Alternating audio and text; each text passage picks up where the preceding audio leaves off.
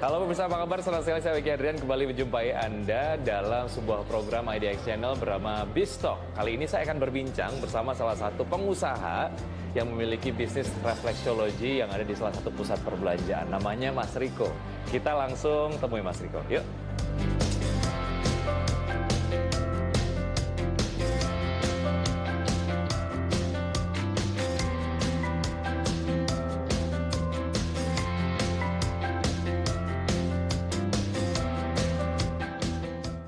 Halo, apa kabar Mas Riko? Mas Wiki, apa kabar? Lagi jalan-jalan di salah satu pusat perbelanjaan di area Jakarta Pusat.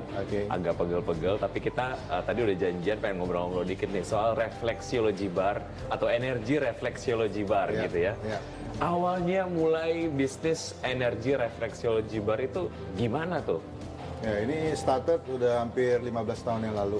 Jadi awalnya memang saya basicnya suka pijit. Jadi kalau saya traveling kemana, saya pasti sama istri gitu selalu cobain pijit-pijitnya gitu. Nah ide awalnya ya kenapa nggak buka sendiri gitu ya, daripada apa yang kita suka, apa yang kita istilah tune in di sana gitu ya kita buka sendiri gitu loh. Nah cuma kalau memang lihat persaingan kan memang niche-nya udah begitu banyak kan sebenarnya. Awalnya kenapa sih saya pengen buka ini gitu loh. Nah di neighborhood location misalnya di mana udah begitu banyak, nah makanya saya pikir untuk membuka di daerah-daerah yang niche marketnya masih available. Jadi misalnya kondisinya seperti di CBD area. Nah CBD area itu banyak sekali kantor-kantoran yang mana orang-orangnya itu very busy, nggak punya waktu. Dari from morning, terus malam baru pulang gitu. Nah, saya coba pikir ide untuk di tengah-tengah, di sela-sela kesibukannya itu, mereka bisa dapat relaksasi. Gitu sih, Mas Wiki. Ide awalnya. Ini juga adalah salah satu upaya jemput bola juga gitu ya, karena ada kebutuhan di situ. Tapi sebenarnya apa sih yang bikin Mas Riko pede untuk bisa masuk industri refleksiologi? Karena kan ini pemainnya banyak banget ya, artinya mungkin ada diferensiasi yang coba ditawarin ke market kan? Jadi memang benar yang Mas Wiki bilang, memang dalam retail market kita perlu sesuatu yang berbeda. Jadi waktu kita entry masuk, memang kita mempunyai perbedaan-perbedaan dengan yang assisting. Jadi kita punya wet or dry. Jadi kita satu-satunya yang pertama yang punya wet or dry reflexology. Nah, wet itu adalah memakai oil, sedangkan yang dry kita memakai powder. Nah, jadi kenapa kita approach dengan dua pendekatan? Karena memang pada saat orang-orang sibuk kerja, walaupun kita dengan oil kita tetap lap akhirnya, tetap akan masih sticky di kakinya. Jadi kita kasih options. Jadi ada dengan oil dan juga ada dengan powder. Dan juga kita juga ada menu yang kita memang adapt untuk kebutuhannya mereka. Kadang-kadang slot waktu mereka di jam makan itu mereka hanya punya waktu 1 jam. Jadi kita ada 15-minute shots yang hanya 15 menit, up to 1.5 hours. Tapi secara apa namanya dampak gitu bisa lagi pegel walaupun secara durasi cuma 15 menit doang. Benar. Gitu ya. Benar. Itulah diferensiasi yang dilakukan gitu untuk bisa mendapatkan target market yang diinginkan. Nah. Sampai dengan sekarang berarti ada berapa cabang yang udah dimiliki? So far yang di Plaza Indonesia ini yang terbaru. Jadi kita so far udah ada 5. Jadi kita ada di beberapa mall di dekat CBD area. Dan yang terakhir ini di Plaza Indonesia. Semuanya dikelola sendiri atau ada yang di franchise-in? So far masih kita handle sendiri. Karena memang secara pendekatan bisnis ya sebenarnya kalau saya melihat value ya saya tentunya ingin franchise-in gitu ya. Tapi secara idealismenya saya akan pegang sendiri dulu karena memang kita bergerak dalam bidang jasa. Jadi secara kontrol, secara human resources-nya. Jadi kalau selama kita partnership misal dengan franchise tidak ketemu dengan orang yang sama passionnya dengan kita, tentunya akan lari ya dari visi dan misi yang awal gitu loh. Jadi so far saya masih pegang sendiri. Karena secara kontrol untuk standarnya juga ini akan lebih mudah. Nah, punya satu karakter, punya satu diferensiasi yang tentu saja membedakan energi refleksiologi bar dengan tempat yang lain. Supaya standarnya tetap sama. Ini kan berhubungan dengan SDM ya, yang secara kemampuan itu tuh beda banget, variatif banget gitu. Nah, supaya secara standar dari pelayanan itu sama dari satu cabang ke cabang yang lain tuh gimana caranya? Jadi memang kita mempunyai head office yang mana di sana ada pusat pelatihannya juga, yang memang awalnya kita turun dari awalnya itu dari ada expatriate yang melatih. Jadi expatriate dari China yang melatih. Sekarang ini sudah orang-orang kita semua karena memang sudah transfer knowledge dari mereka. Jadi untuk mereka walaupun ada pernah experience juga dari tempat lain, tentu kita terus harus seragamkan gerakannya dan harus masuk ke pusat pelatihan kita dulu. At least untuk yang sudah bisa harus starting 4 weeks untuk adapt dengan SOP-nya kita. Dan kalau untuk orang-orang yang awal dari nol, biasanya kita latih kurang lebih selama 3 bulan. Dan tentu saja yang sudah jalan juga ada training refreshment supaya standarnya tetap sama gitu ya. Nah, kalau dilihat dari konsep bisnisnya kan ini kayaknya nggak cuma tempat refleksi aja ya. Ada tambahan lain, ada barnya. Lebih detail mengenai itu nanti kita jelasin lebih detail sih. Tapi saya pengen tahu kenapa kemudian ini bisnis bar ini disertakan ataupun di-attach ke bisnis tempat refleksiologi. Gini, jadi kalau visi dan misinya, sebenarnya kalau sekarang ini orang identik sehabis refleksi sebenarnya ataupun sehabis massage dan lain-lain itu perlu boost dalam arti itu entah itu kopi ataupun tea ataupun herbs dan lain-lain. Jadi memang kita menciptakan satu solusi one stop services. Jadi setelah ini ya mereka bisa dapat boostnya juga gitu loh. Dengan kopi yang kita sediakan, tea yang kita sediakan. Jadi makanya konsepnya namanya Energy Reflexology Bar. Dari penamaannya sendiri, apa yang pengen diraih sih sebetulnya, kenapa kemudian namanya energi? Ide awalnya energi. Energi itu kalau misalnya memang itu sumber dari semua kehidupan adalah energi sebenarnya. Kita bisa berjalan, bisa bergerak itu karena energi. Jadi sebenarnya ini adalah core dari kehidupan. Jadi saya lebih mengarahkan energi ini, kenapa pilih nama energi dari awal, karena ini adalah kunci dari living gitu. Nah, konsep pendekatan secara energi ini adalah pendekatan living dari pendekatan natural approaching, bukan dari medical dan lain-lain. Karena kan medical itu identik dengan chemicals, obat dan lain-lain. Nah, ini lebih ke natural dan back to basic seperti zaman dulu ya. Kalau kita lihat kerajaan-kerajaan zaman dulu dari dinasti China yang lama, approachingnya setiap satu raja mereka pasti punya satu masjid sendiri. Yang mana pengobatan itu tidak pernah ada chemical, misalnya sekarang obat apa. Mereka semua pendekatannya herbs dan pendekatannya melalui acupressure ataupun ke akupuntur. Betul, dan harapannya setelah masuk di refleksi dapat energize kembali gitu ya. Benar. Saya mau ngobrol-ngobrol tapi pengennya lokasinya di barnya. Di sebelah mana tuh, Mas Riko? Kita mari. Ya? Oke.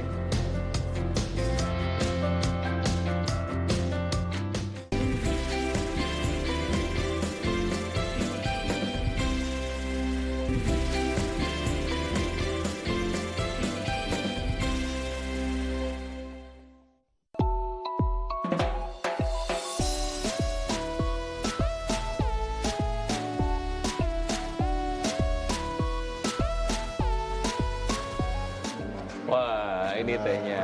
Terima kasih Mas. Ini tehnya teh apa nih? Nah, makanya saya langsung kasih tester ke Mas Wiki. Jadi ini fungsinya buat slimming. Jadi untuk burn excess fat yang kita dapat dari makanan-makanan gitu loh. Ini baru banget dibikin sama Masnya. Saya mau agak ademin sedikit. Habis itu nanti saya bisa minum. Ini kita ada di set barnya ya, yang di-attach ke bisnis refleksiologi. Nah, dilihat dari beberapa menunya sih, ini saya lihat ada teh tentu saja. Terus juga kayaknya ada kopi. Nah, pemilihan-pemilihannya kayaknya ini juga dipilih menu-menu yang ada hubungannya dengan refleksiologi. Nggak bisa menu yang kayaknya bener-bener berbeda banget gitu. Pertimbangannya apa tuh? Jadi gini, kalau misalnya memang sekarang kalau kita lihat kembali lagi, kalau misalnya sebenarnya kalau kita perbedaannya bisnis dengan entrepreneur adalah sebenarnya apa sih? Sebenarnya adalah gimana kita bisa memberikan value. Value dalam arti konteksnya adalah solving the problem. Ya konteksnya pendekatannya tentu kalau saya di konsep refleksi ini bermain seperti kopi-kopi yang ada di tempat lain, tentunya kan tidak ada satu perbedaan. Nah, makanya saya lebih ke arahnya lebih ke pendekatannya ke tea, terus ke herbs yang memang ada fungsi kesehatannya, konteksnya. Nah, jadi kayak seperti kalau contohnya di sini kita ada V60 pendekatan kopi dengan penyeduhannya tidak pakai mesin yang seperti yang di tempat-tempat lain, tapi lebih ke manual brewing dan lain-lain seperti itu. Oke, dan dilihat dari si khasiat-khasiat tehnya juga ini dapat mendukung manajemen ataupun produk-produk refleksiologi yang dimiliki ya. Iya, katanya ini ada teknik refleksiologi untuk slimming atau weight loss. Untuk weight loss. Dan secara tehnya juga ini adalah teh weight loss. Weight loss. Ini Mas Riko tahu banget kalau saya lagi diet ya, dikasih langsung slimming tea. Nah memang dicari benang merahnya itu ya? Benang merahnya, benar. Jadi sebenarnya sekarang pendekatannya adalah seperti ini. Kalau misalnya sekarang weight loss reflexology ini adalah satu pendekatan sebenarnya adalah sudah lama sekali, sebenarnya sudah pernah ada dari ancient tradition dari China sebenarnya. Jadi kalau kita lihat dengan perkembangan zaman ini, orang identik pengurangan berat badan itu dengan sesuatu yang mahal dan dengan obat-obatan yang kimia dan lain-lain. Nah, makanya kita kembalikan lagi ke natural, sebenarnya back to basic. Nah, jadi saya pendekatannya dengan pemijatan, pemijatan di titik-titik yang memang mempengaruhi metabolisme kita. Nah, sekarang semakin kita berumur, dalam arti metabolisme kita akan semakin getting lower. Jadi kalau kita bayangkan zaman dulu kita, let's say 20 tahun lalu, kita makan sebanyak apapun juga, kita tetap masih bisa maintain kita punya berat badan. Tapi begitu umur semakin tambah, metabolisme kita akan semakin turun. Nah, makanya kita perlu balancekan lagi, dikembalikan lagi seperti awal ya dengan teknik-teknik pemijatan itu. Jadi semua organ-organ dalam tubuh kita itu semua basicnya adanya di telapak kaki. Nah, jadi nanti pemijatannya ada tekniknya dan it works so far. Jadi selama ini kita udah berjalan dan pendekatannya cukup banyak yang berhasil untuk weight loss ini. Dan setelah di refleksiologi, ya ini langsung minumnya slimming tea. Iya, dan ini memang tidak ada efek sampingnya karena semuanya natural. Ya. Kalau lagi ngobrol ada teh, pengennya bawaannya curhat gitu ya.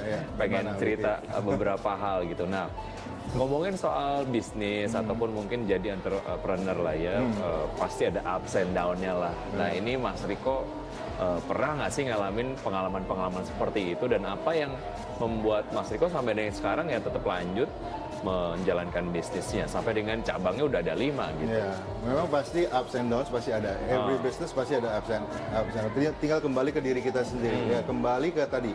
Kalau misalnya just a business kita hanya melihat value, ya tentunya ya kita pasti akan surrender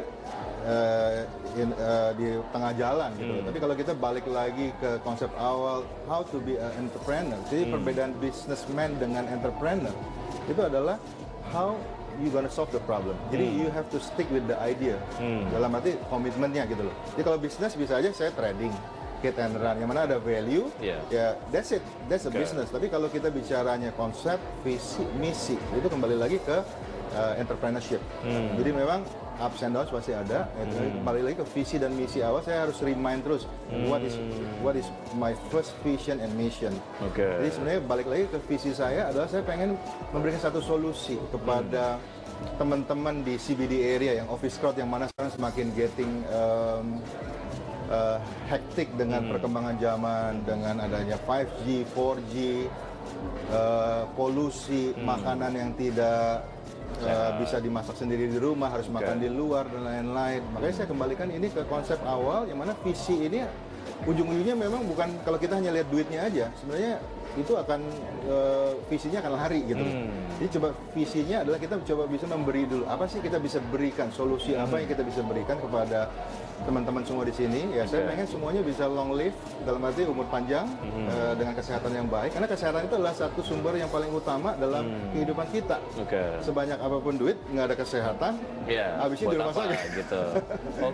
Nah ini secara kontribusi keuntungan lah ya kan, kalau dilihat untuk yang barnya ini ada marketnya tersendiri. Terus juga untuk refleksiologinya juga ada marketnya tersendiri. Itu kalau dibandingin mana yang sejauh ini lebih daripada yang lain? So far ini saling supporting, saling supporting each other. Jadi sebenarnya bisnis ini untuk barnya ini adalah sebagai supporting daripada konsep benar-benar visi dan misi saya yang awal adalah refleksinya itu tadi, refleksi barnya ini. Jadi sebenarnya mereka saling connect to each other. Oke. Secara rencana bisnis ke depan nih, berarti apakah misalnya memang mau nambah bisnis lagi, artinya secara cabang akan nambah atau secara konsep gitu ada beberapa penambahan service ataupun menu dan lain sebagainya. Tentunya untuk penambahan cabang saya lebih konservatif, lebih bicaranya lebih bukan ke volume, bukan secara quantity wise, tapi secara quality wise. Saya lebih baik slow but sure daripada eksponensial tapi berantakan gitu loh. Jadi memang saya sekarang nggak seperti yang lain-lain, dalam arti konteksnya gila berbuka cabang sebanyak-banyaknya.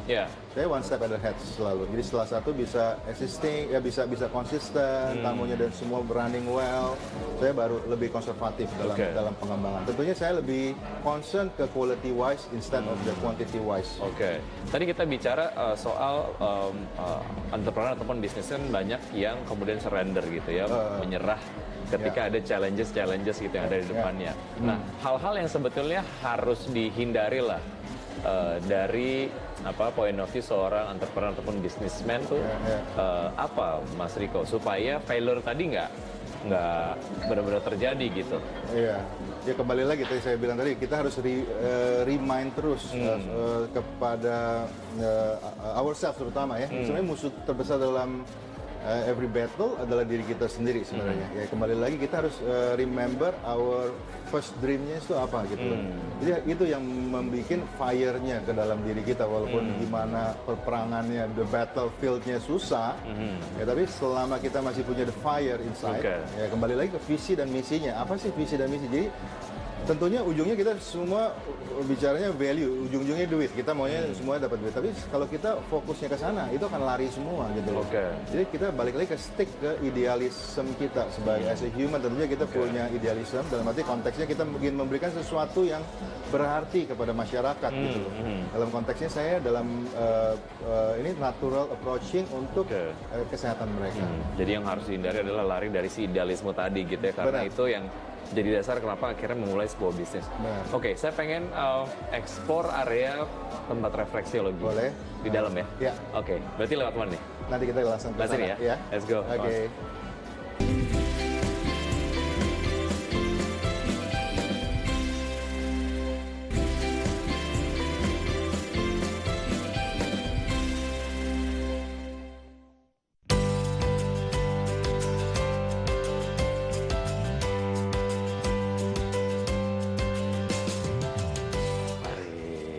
Silakan terus musik. Kita udah sampai di tempat refleksinya ya.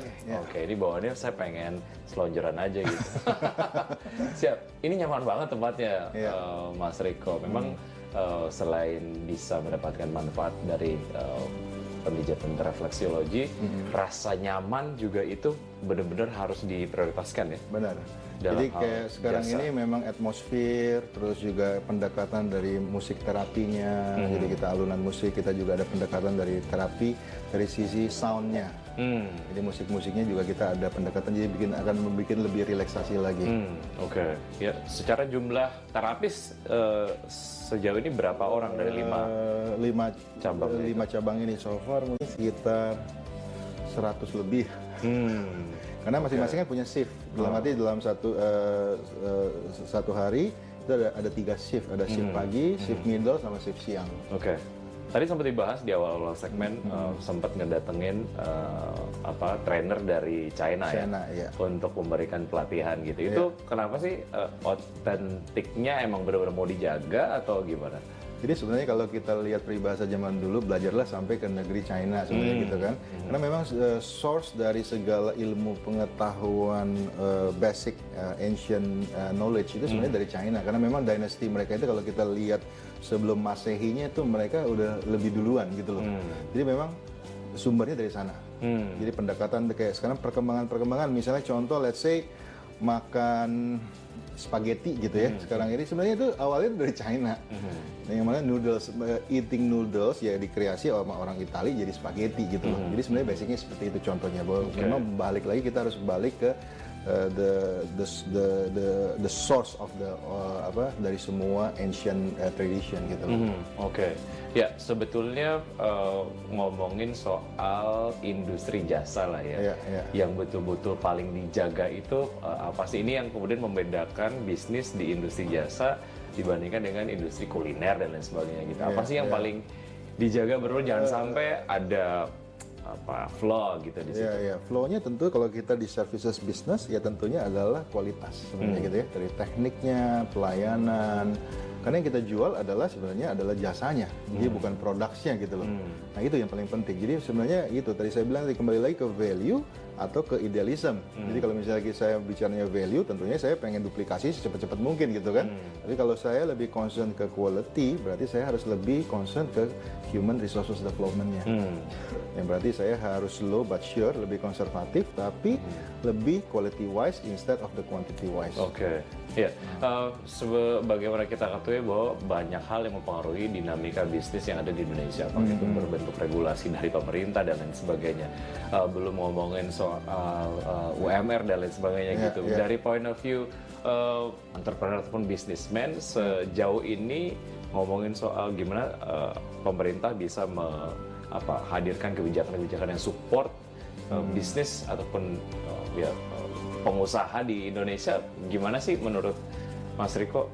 Jadi gini, kalau sebenarnya satu aligning yang bisnis yang saya buka ini, Energy Reflexology Bar ini adalah sebenarnya opportunity untuk membuka lapangan pekerjaan sebesar-besarnya kepada masyarakat. Karena ini bicaranya kan adalah skill wise, instead cuma menjadi buruh dan lain-lain gitu ya. Jadi tingkatannya sebenarnya sekarang ini adalah di mekanisme untuk masalah legalismenya. Dalam arti konteksnya kalau saya barometer saya ke luar negeri, misalnya kayak sekarang contohnya satu orang terapis itu dibayar mahal sekali karena memang standarisasinya disupport oleh government. Jadi setiap orang misalnya pengen praktek bisa memegang orang itu harus punya sertifikasi yang disertified oleh government, yang disupport oleh government. Nah so far Indonesia memang sudah ada, cuma masih belum bisa dipakai sebagai satu acuan konteksnya. Jadi seperti saya misalnya membuka satu bisnis parlo, massage parlo seperti ini, saya sendiri punya ijazah. Saya punya ijazah dari dinas kesehatan. Dalam arti konteksnya saya harus bisa ngerti gitu. Dalam arti konteks sehingga saya bisa menjadi penaung daripada satu instansi massage parlo ini. Nah, untuk ke belakangnya seperti itu kalau saya expect Indonesia bisa seperti luar negeri, yaitu sertifikasi itu yang ditingkatkan. Dalam arti seperti gunting rambut. Ya mereka setiap kali mau gunting rambut, mereka tunjukkan sertifikasinya bahwa karena orang luar negeri itu lebih percaya dengan sertifikasi, karena sertifikasi itu adalah sesuatu yang menunjukkan bahwa mereka capable of doing it gitu loh. Nah, jadi kekurangannya, lackingnya yang paling adalah tinggal di masalah edukasi sertifikasi. Jadi kayak pusat pelatihan yang disertified oleh pemerintah. Oke, karena selama ini belum banyak mungkin ya atau gimana? Belum. Jadi pendekatannya sekarang masih ada satu ikatan atau Polris Indonesia. Jadi belum ada spesifik yang bicaranya lebih ke specialize yang bisa membuka lapangan pekerjaan lebih besar lagi. Oke, ide-ide kayak gini disampaikan nggak sih kalau misalnya kalau kayak ada forum-forum apa gitu? Kita sudah sampaikan. Ya, cuma kan kadang-kadang how to say, kadang-kadang ya memang keputusannya itu banyak sekali pertimbangan instansi terkait yang memang harus di brief kali ya. Memang koneksinya banyak sekali gitu. Oke, siap. Inspirasinya udah banyak sekali yang saya dapetin dari obrolan yang sudah disampaikan oleh Mas Riko. Tinggal yang belum adalah nyobain back massage. Siap. Saya pengen coba-cobain ini kayaknya seru banget ya. Yang salah satu yang direkomendasikan untuk back massage. Iya, jadi kita coba nanti saya akan show yang satu untuk yang 15 minute shots. Jadi bisa lihat bahwa dengan waktu sesingkat 15 menit, tapi efeknya itu udah keseluruhan. Oke, saya pengen nyobain kalau gitu. Tempatnya di situ ya, tempat baik massage. Iya. Oke, kalau gitu, saya langsung ke situ aja. Oke. Thank you Mas Riko. Oke, sama-sama Mas Riko. Thank you. Ya.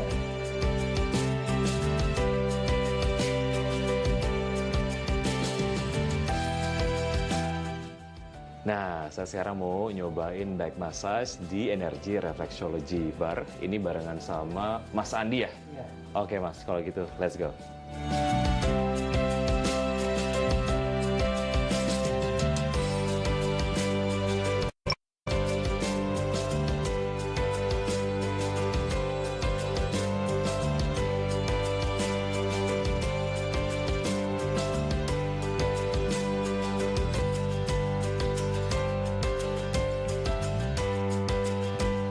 Sudah selesai? Oke, waduh mantap. Thank you ya Mas ya.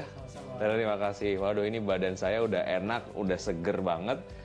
Sekarang saya sudah siap untuk melakukan aktivitas saya lagi. Untuk Anda yang ingin merasakan experience back massage, reflexology dan lain sebagainya, silahkan dicoba di Energy Reflexology Bar yang ada di Plaza Indonesia lantai 4. Saya Wiki Ardian, pamit, terima kasih. Sampai jumpa.